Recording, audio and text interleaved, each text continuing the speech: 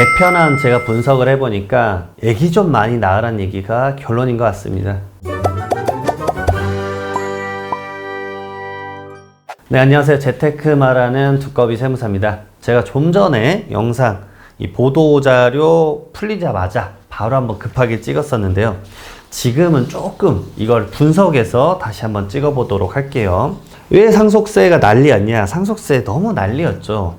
여기서 이제 추진 배경이랑 다양한 것들 나오는데 제 영상 꾸준히 보셨던 분들은 당연히 뭔 말인지 아실 거예요. 설문조사를 했더라고요. 국세청에서. 기재부에서 한 것 같습니다. 2월 26일부터 3월 5일까지 일반 국민 10,000명과 전문가 34명 대상 온라인 대면 설문조사. 상속세 개편이 필요하다. 일반 국민은 82.3%, 전문가는 85.3%.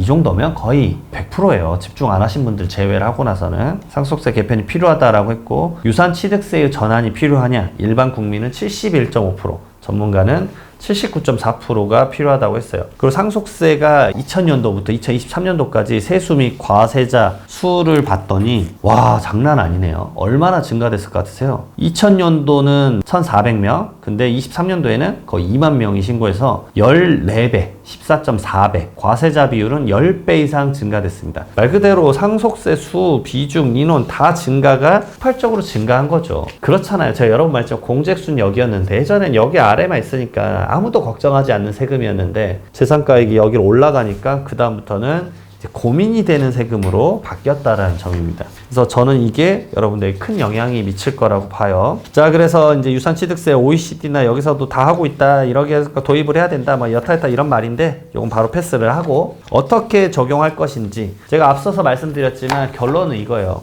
자녀 좀 많이 낳아라. 자녀 낳으면 이게 간접적 지원이긴 하지만 상속재산이 많은 사람에게는 자녀 낳으면 이거 이득 된다. 왜냐? 상속세가 그만큼 빠진다. 그 돈으로 애기들 키워라. 그 말인 거죠.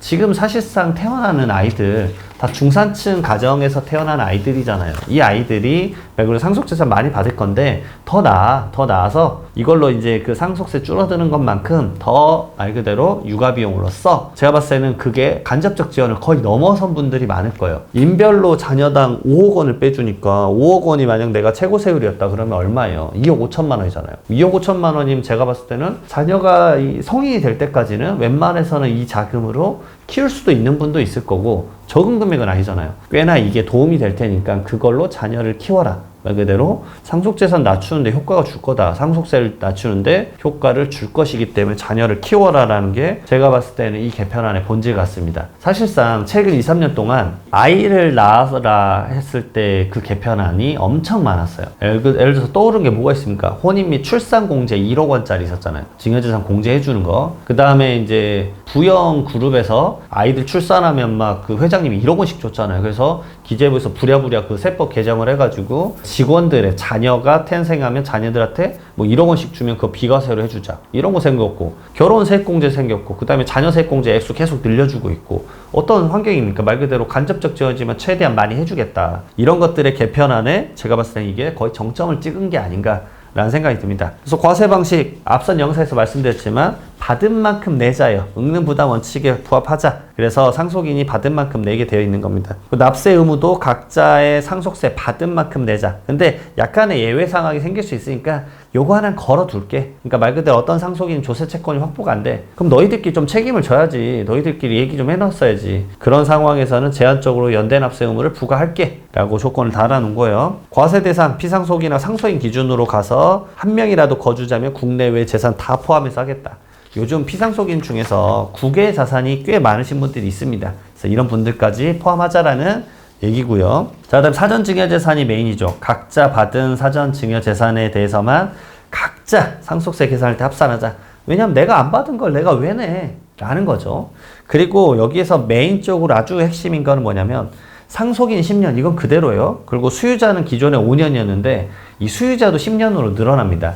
그래서 유증을 쓰는 게 많이 줄어들 것 같다라는 생각이 저는 개인적으로 들어요. 왜냐? 이게 메리트입니다. 상속인 이외의자는 5년 이내 증여받은 재산을 항상 상속세 계산할 때 얹어서 계산했단 말이에요. 대표적으로 누구죠?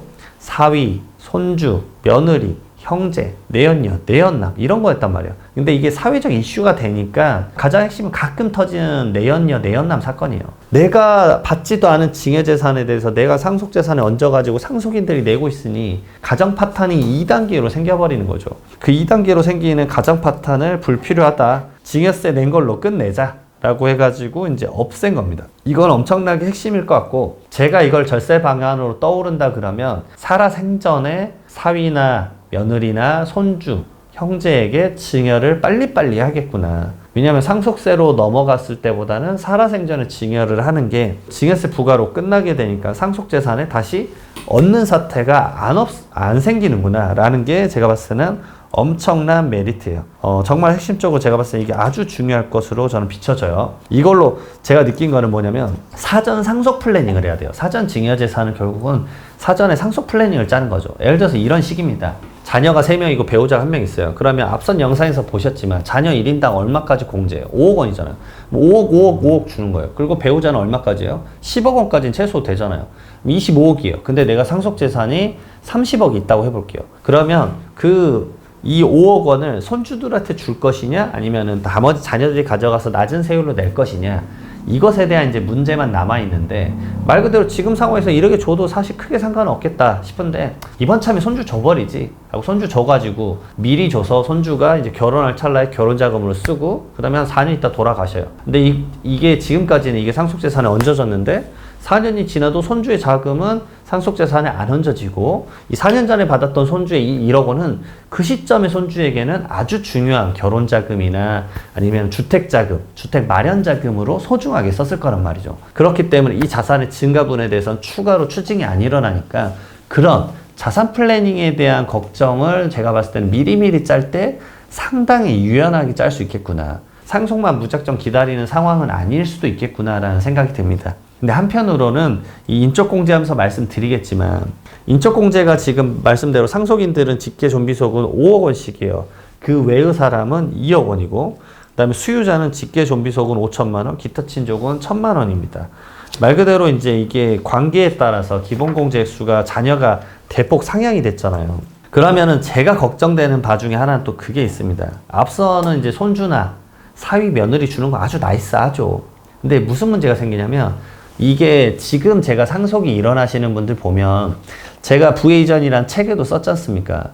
지금 돌아가신 분들 80대 이상이 상속세 신고하시는 분들의 53%예요.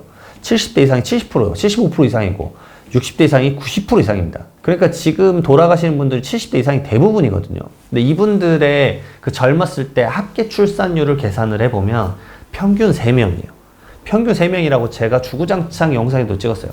그럼 보세요. 자녀 3명에 배우자 있을 확률이 높아요. 그러면 얼마까지 상속세가 안 나오죠? 5억, 5억, 5억, 그 다음에 10억이에요. 골고루 가져갔었을 때 공제액수까지 그러면은 25억 원까지는 상속세가 얼마? 0원이에요. 그러면 어떻게 되느냐? 살아생전에 증여를 왜 합니까? 증여는 증여재산 공제 해봤자 5천만 원에 그 다음부터 세금을 내야 되잖아요. 근데 그 당시 증여세 냈다고 상속재산에 얹었을 때 증여세 돌려주나요? 안 돌려줘요. 이 증여세 당시에 냈던 세율이 10%고 상속세가 30%였을 때 차액에 대해서 그 20% 차액에 대해서 세금을 더 내라는 건 있지만 예전에 더 냈으니까 지금 와서 돌려줄게, 이게 아니라고요. 그 제도가 들어갈지 모르겠어요. 근데 지금 개편안에는 그 제도가 당연히 안 나왔다고요. 왜냐하면 당연히 그걸 다시 받진 않겠죠. 왜냐하면 증여재산이 그 당시에 뭐 9년 전에 5억 원 줬는데 그게 지금 재산가치가 50억이 됐을 수도 있잖아요. 그러니까 그 재산가치 상승은 이미 그 수중자이면서 상속인이 다 향유를 했을 건데 그걸 이제 와서 거둘 수는 없죠. 그러니까 이 말은 뭐냐면 죽을 때까지 기다려. 어차피 지금 세금 더 내는데. 근데 문제는 이제 고령화가 되기도 하고 의료기술이 뛰어나졌잖아요. 그러니까 상속인 분들이 이렇게 막 무작정, 이 표현도 정말 애매해요. 정말 이 불효자식 멘트잖아요. 죽기를 기다리고 있는 겁니다. 이거 진짜 이것도 못할 짓이에요. 그러니까 정말 애매합니다. 그래서 저는 이게 개편안이 뒤에도 이제 28년도부터 시행을 하니까 그동안에 입법 보완을 마련해야 된다라고 비춰지니까 그나마 생각되는 게 뭐냐면 사전 증여재산 공제도 조금 이제 예를 들어서 증여재산 공제 액수도 지금 5천만 원인데 혼인 뭐 출산했을 때 1억 더 받지만 근데 이게 부족하지 않냐, 좀 이것도 늘려줘야 되지 않을까 라는 생각을 좀 해봅니다. 그렇지 않으면 20억 이하가 엄청 많아요. 20억 이하 상속세를 이제 신고하시는 분들 엄청 엄청 많기 때문에 이분들은 상속세 부담은 없어졌지만 증여를 할 니즈도 제로가 될 것이다 라는 게 핵심이에요. 그거는 제가 봤을 때 엄청 큰 영향이 미칠 것으로 비춰집니다. 그래서 여러분들도 분명 이게 엄청나게 메인적으로 고민이 되는 사항이 아닐까라는 생각을 한편으로는 해봅니다. 자, 그 다음 배우자 공제도 배우자가 받은 상속재산이 10억 원 이하인 경우에는 법정 상속분과 관계없이 전액 공제해주겠다. 배우자한테는 10억까지는 그냥 줘도 되겠다. 이게 말 그대로 여당과 야당이 얘기했던 배우자 상속공제 10억까지 올려주겠다는 내용이니까 제가 봤을 때는 이거는 이릉타당해요. 왜냐면 배우자에게 10억 정도 가더라도 그러면 배우자가 그 다음에 돌아가시면 상속세 많이 내지 않느냐라는 게 아닌 거죠. 왜냐? 자녀들 어차피 인별로 지금 5억 원씩 또 공제받을 수 있으니까 배우자가 한 10억 받더라도 자녀들이 추후에 배우자분이 돌아가셨을 때 뭐 한 3, 3, 4 이렇게 받으면 공제수 다 받으니까 상속세 얼마요? 제로가 되겠죠. 말 그대로 부의 이전이 조세 저항 없이 거의 완만하게 일어나지 않을까라는 생각이 듭니다. 거기다가 하나 더 있어요. 배우자나 이제 그 자녀 등이 상속받는 경우는 10억 원까지 공제만 됐었는데 면세점 기능을 했었죠. 근데 인적공제 합계가 10억 원 미만인 경우에는 그 미달액을 직계존비속인 상속인에게 추가로 공제를 적용시켜주겠다는 얘기예요. 말 그대로 배우자가 3억 원, 자녀가 7억 원의 상속재산을 받아요. 그러면 자녀 입장에서는 이 자녀 공제가 5억 원밖에 안 되니까 2억 원에 대해서 세금 내야 되는 상황 같은데 배우자가 3억 원밖에 안 가져갔잖아요. 말 그대로 인적공제 최소 10억 원을 적용해주겠다는 얘기가 뭐냐면 배우자 3억 원이니까 여기 5억 원에다가 플러스 2억 원에서 7억 원 맥스 채우자라는 얘기입니다. 그럼 7억 원 채우면 10억 원까지는 상속세가 또 제로가 되는 거죠. 제가 봤을 때 이러면 이제 상속세는 보통의 세금이 아닙니다. 이제는 진짜 약간은 자산가분들의 세금으로 바뀔 거예요. 이 정도면 제가 봤을 때 상속세 내시는 분들 인원수는 한 70%는 사라졌다고 봐야 돼요. 아주 많은 분들이 이제 세부담에 대해서 확 줄어든다라고 느끼실 수 있습니다. 자, 그리고 비거주자. 아까 말씀드렸잖아요. 피상속인과 상속인이 모두 비거주자인 경우에요. 모두 비거주자인 경우에는 말 그대로 공제 액수가 확 줄어듭니다. 현재는 기초공제가 2억 원밖에 적용이 안 되는데 배우자는 2억 원, 그 외에는 1억 원씩 적용을 해주는 걸로 그래도 인적공제가 많이 증가되는 편이에요. 그래서 아주 나이스하다라고 볼 수 있습니다. 그 다음에 가업상속공제도 조금 바뀌는데 공제 한도를 지금 현행과 같이 가업을 승계한 상속인에게 좀 적용을 해주겠다. 그래서 공동 승계할 때는 가업재산 비율로 한도 안분화돼 상속인과 협의한 한도도 인정을 해주겠다. 왜냐하면 인별로 가니까 이제는 개정되면은 이제 인별로 좀 적용을 해야 되지 않냐. 뭐 이런 것들이에요. 자, 그 다음에 물적 공제나 이런 것들은 현행과 같이 적용한다고 합니다. 금융재산 공제나 동거주택 상속 공제 인별로 안분할 수도 있고요. 자, 납세 절차가 좀 중요한데 피상속인 기준의 과세 관할을 결정한다는 얘기는 뭐냐면 상속인이 여러 명이어도 피상속인 주소지 관할에서 이 상속인들에 대한 신고서가 제대로 됐는지 상속세 세무조사를 거기서 일괄적으로 처리하겠다는 내용입니다. 그렇기 때문에 상속인간 다퉜을 때 어떤 문제가 있냐면 어떤 상속인이 부동산에 대해서 나는 감정평가 해버릴래. 그러면 이제 망합니다. 왜냐? 그 지분만 감정평가가 되겠어요. 나머지 부동산에 대해서도 똑같이 적용이 되니까 어떤 부동산의 지분을 뭐 3분의 1씩 나눠 가졌는데 3분의 1 가진 형제가 감정평가해버리면 나머지 둘은 기준시가 신고했다가 망하는 일이 케이스가 펼쳐지는 거예요. 이런 것들 제가 봤을 때 상속인들끼리 협의를 봐서 감정평가를 하게 됐었을 때는 오히려 미래 양도소득세를 줄이는 목적이잖아요. 그럴 때는 내가 어차피 5억 원까지 공제받으니까 상속세 안 내 라고 하더라도 같이 감정평가받고 같이 신고서 넣어야 돼요. 신고를 넣어야지만 그걸로 결정이 나서 미래에 내가 양도소득세, 미래 팔 때 취득가액을 아주 맥시멈으로 5억 원까지 인정을 받는 거예요. 안 그러면 기준시가로 인정받아 버리니까 내가 미래 양도소득세를 많이 내는 상황이 분명 펼쳐질 겁니다. 이 부분에 따른 신고를 어떻게 할 것인가 이런 것들을 저도 이제 정리를 하면서 납부 방식에 대한 거, 신고 방식에 대해서도 고민을 해야 되겠지만 제가 봤을 때는 그래도 상속인들끼리 같이 이 한 세무사님에게 의뢰를 맡기시는 게 제가 봤을 때는 맞을 것 같아요. 자, 그 다음에 분납, 연부연납, 물납은 현행과 같이 계속 운행됩니다. 자, 그 다음에 유산취득세 되면 누구나 스토리 짰던 거 있습니다. 여러분들도 얄팍하게 좀 이런 스토리를 짤 수도 있는데 당연히 조세 회피가 발생할 거예요. 자, 그래서 위장으로 분할을 했거나 아니면 우회 상속 등을 했다. 그런 것들은 이제 실제 상속세가 부담이 줄어드는 경우엔 추가 과세하겠다. 그래서 그거를 상속 개시 후 위장 분할 같은 경우는 15년 동안, 그 다음에 우회 상속 같은 경우는 상속 개시 5년 내 증여하는 분에 대해서 상속재산 30억 원 넘어가는 기준으로 해서 살펴보겠다는 얘기입니다. 계속 지켜보고 있다라는 얘기예요. 잠깐만 명의만 좀 빌리자 형제야 해가지고 명의 빌려서 공제 5억 원 더 받았는데 그거 이제 지켜보겠다는 얘기죠. 그런 것들 하지 마세요. 바로 잡아내겠다는 겁니다. 그런 부분들이 있기 때문에 제가 봤을 때 이런 사후 관리도 엄청나게 엄격하게 따져야 될 것 같아요. 자, 그 다음에 영리법인을 활용한 상속세, 이거 피해가는 거 있잖아요. 피상속인이 유증을 했다, 그런 경우일 때도 이 주주인 상속인에게 상속세를 과세하겠다 라는 제도 당연히 꼼꼼하게 지켜볼 것으로 비춰집니다. 자, 어쨌든 지금 이런 다양한 안이 나왔고 경우의 수가 너무 많이 늘어났습니다. 공제 액수도 말 그대로 일괄 공제보다 더 파격적인 자녀 1인당 5억 원이 됐고 배우자 상속공제 기본 10억 원까지 적용을 해줬어요. 이대로만 적용이 된다 그러면 제가 봤을 때 웬만한 분들은 상속세 고민은 해방. 오히려 부동산 가격을 높여서 미래에 팔 때 양도소득세를 줄이기 위한 전략으로 상속세 신고를 놓치지 않고 해야 되겠구나라는 생각이 듭니다. 향후 추진 계획은 어쨌든 5월까지 법률안 제출을 하고 26년에서 27년까지 시스템 마련하고 28년도부터 실행을 해보자 얘기인데, 근데 제가 걱정되는 게 지금 물론 이제 이게 이 영상이 올라갈 때쯤에 뭐 탄핵 선고가 나진 않을 것 같기는 한데 그 결과에 따라서 제가 전에 영상에서도 찍었죠.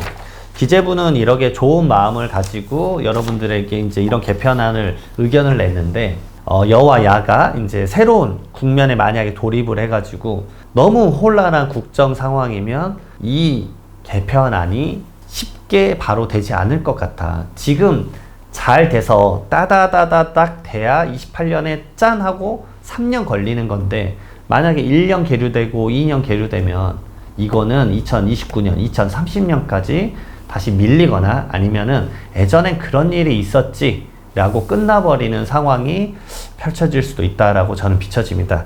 여러분들 정말 큰 변화이기 때문에 어려운 시점이 아니라 좀 평온한 시점에 나왔으면 좋았다는 생각은 개인적으로 하고 있는데, 이 지금 정부 입장 말 그대로 기재부는 이 하나의 공을 던졌습니다. 이걸 보고 여당과 야당에서는 어떻게 스탠스를 취할지 정말 지켜보고 싶습니다. 어쨌든 이거 지속적으로 제가 봤을 때 기사가 쏟아질 것 같은데 저도 이제 속 시원하게 방송 갈 때마다 말씀 올리고 제 채널에서도 말씀 올리도록 하겠습니다. 영상 도움되셨으면 구독과 좋아요 부탁드리고요. 구독과 좋아요 하셔야 계속 제 거 영상 트래킹 하실 수 있습니다. 상속에 대해서 고민이 조금이라도 덜하는 이제 개편안이 나왔으니까 여러분들 이거 한번 추세를 계속 지켜보시죠. 감사합니다.